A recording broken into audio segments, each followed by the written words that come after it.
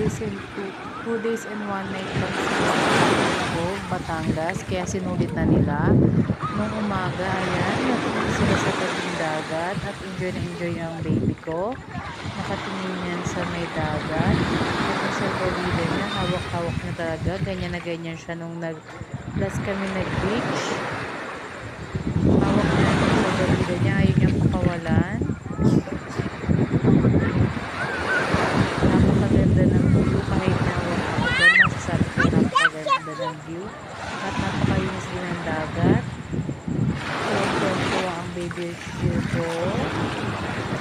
Thank you po sa pagsama sa aking baby at sa aking mama sa canyon ko.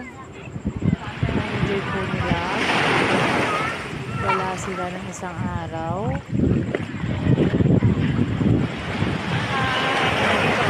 Tao kahit na maaraw na masakan kami pa rin po sila Go, Ricky! hindi na nga lang po dahil napakalinis Go, Ricky! ng mama ko. Oh, you hold this.